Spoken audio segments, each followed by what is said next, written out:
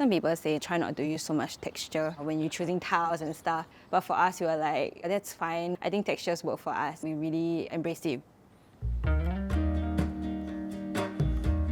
Even though we listen to reviews, we listen to people, but we still want us to be in the house.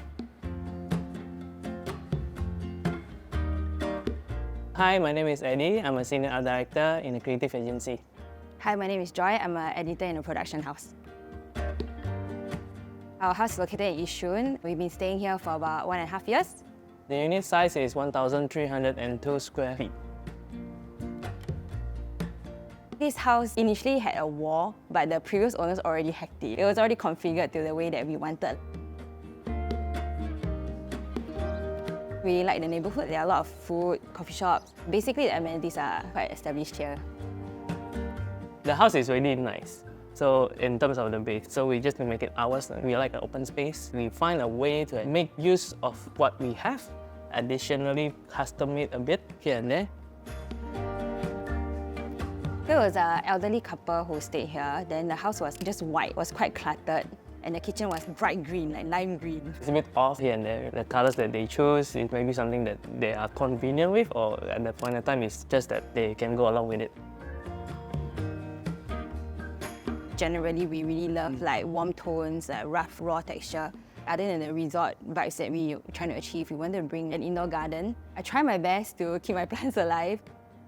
Visually, when we see green, you kind of like feel more calm and more relaxed. So that's where we decided to have a lot of like greenery, a lot of textures, hanging plants everywhere. We were quite fortunate that our entrance, we are not fighting with a very close neighbour. We just decided to install some IVA cabinets and then put some planters. And then we had that cabinet for personal mailbox. We have a metal gate outside, then we kept the original wooden just to save on some costs. We definitely wanted mesh gate because I knew from the start I wanted to get cats. For the balcony, we still retain the original tile that came from the house itself. We just installed some wooden shelving there. We custom made it ourselves. Towards the end of the balcony, we just wanted this window that we can see through, extends the entire balcony space. The living space is not very large, as you can see. It's just like a square. For the furnishing in the living, we intentionally decided to keep everything low because we wanted to give the illusion of a higher ceilings. Other than that, we also kept all the raw textures like a rattan mat, and then we also have this green feature wall. We also decided to put the sofa in the middle of the living room so that we can create like this walkway at the back. I would say this is a feature of the living room. When you come in, that's where I display all my knickknacks or some ceramic artists and stuff. Then that's where we keep all our shoes. Definitely already opted for an open concept kitchen. We knew we wanted that from the start, for light and then for the space to flow. We also opted for open shelvings. We feel that for 2 people, we don't really cook, so there was no need for a lot of cabinetry. To save on some costs, we decided to do the other side of the kitchen more modular, so we bought the whole IVA system next to the fridge area. We decided to demarcate the kitchen from the living with a curved tiles so that it will be softer for the eyes, not hard edges. For the common toilet, we know that it will be rarely used. We decided to do it without a shower screen because it's super high maintenance. For the vanity, we sourced super long for these mini subway terracotta tiles that were paneling down the vanity of the sink.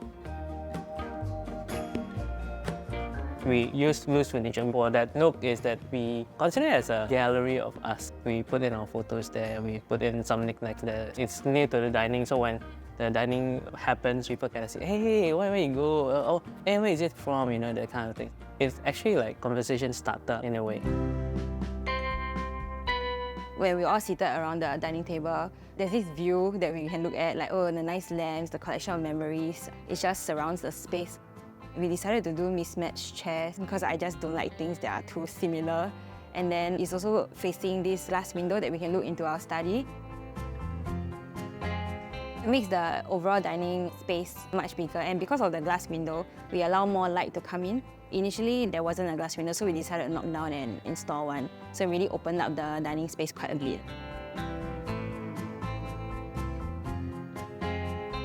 Initially, we make the study room with a workshop vibe because we work in the creative industry. I do feel like I want to have some kind of workshop there, that kind of feel.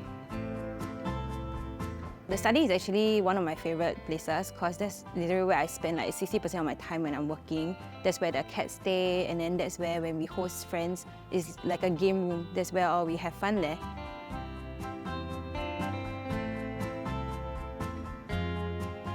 Highlight of the study is the hammock. I knew that I wanted this space to lounge. When I'm working halfway, I want to lounge but not go into my room. I decided to install a hammock that spans diagonally across the space, so when we don't need it, we can keep. That's something I really love. Furnitures that we can keep and they are just temporary, but also give me the functions that I need.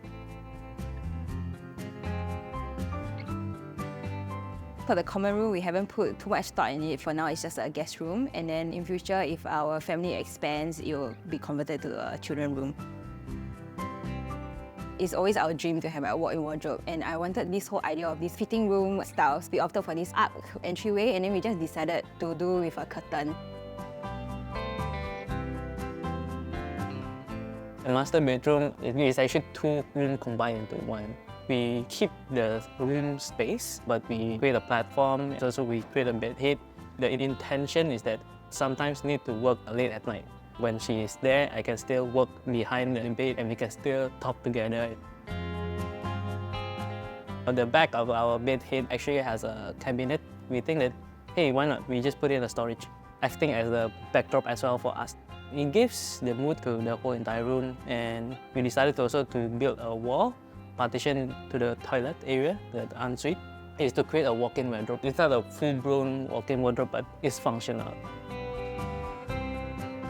For the master toilet, we decided to keep it a bit more rustic, instead of so playful, again with the whole theme of relaxing in our room. We kept the tones green with a grey concrete tile.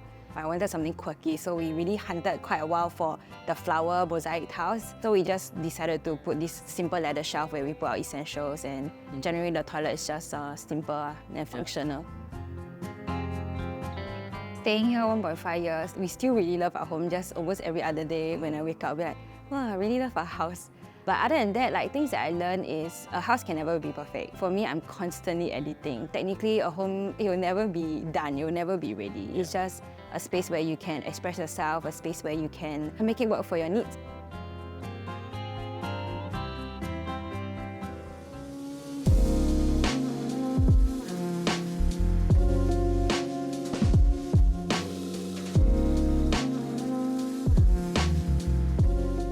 Thanks for staying till the end.